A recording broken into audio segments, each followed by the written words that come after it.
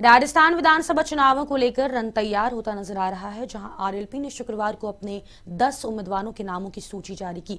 वहीं अब आम आदमी पार्टी ने अपनी दूसरी सूची जारी कर दी है। इस सूची में 21 प्रत्याशियों के नाम शामिल हैं, जिसमें जयपुर के सिविल लाइन से अर्चित गुप्ता को टिकट दिया गया है, जहां उनका मुकाबला कांग्रेस के प्रताप सिंह खाचरियावास से होगा। वहीं जोधपुर से रोहित जोशी को उम्मीदवार बनाया गया है।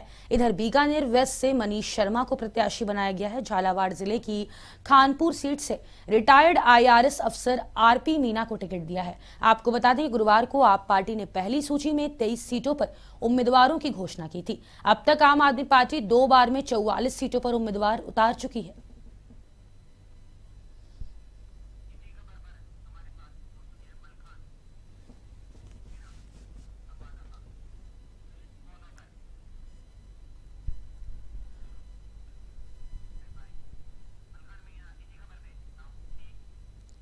और इसी खबर पर अधिक जानकारी के लिए हमारे संवाददाता मलखान मीना हमसे फोन लाइन पे जुड़ गए हैं।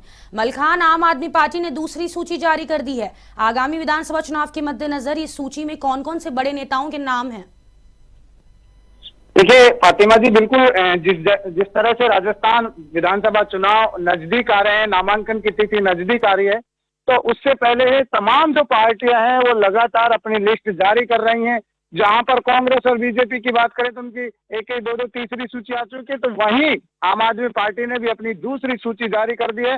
और इस सूची में आम आदमी पार्टी ने वो कैंडिडेट उतारे हैं जो लगातार जनता के बीच में 5 साल से काम कर रहे थे, जो लगातार जनता की जन समस्याओं पर काम कर रहे थे। तो सबसे बड़ी चीज है कि इस जो लिस्ट है, इसमें तमाम कुछ एक दो चेहरे ऐसे हैं जिन्होंने कांग्रेस और बीजेपी छोड़कर आम आदमी पार्टी ज्वाइन करी थी, तो उनको भी प्रत्याशी बनाया है। लेकिन सबसे बड़ी चीज ये देखने को मिल रही है फातिमा जी, और मैं दर्शकों को बताना चाहूंगा, एवन टीवी पर सबसे पहले ये बताई जा रहा है कि सबसे ज्यादा जो आम आदमी पार्टी है वो समाज सेवियों जो कर रहे थे, जो समाज के लिए जनता की सेवा कर रहे थे, उन्हीं को प्रत्याशी बनाकर मैदान में भेज रही है। तो ये जिस तरह की दूसरी सूची आएगी उसके बाद में अब ये देखा जा रहा है, जिस तरह से बात की जाए, चाहे से वो बस्सी की बात करूं, चाहे मैं अलवर के थाना गाजी की बात करूं, वहां पर ऐसे उम्मीदवार उतारे हैं जो लगातार जनता से जुड़े हुए थे। लगातार जनता के धार्मिक कार्यक्रम हो चाहे किसी भी तरह का कार्यक्रम, उन कार्यक्रमों में पहुंच रहे थे। कुछ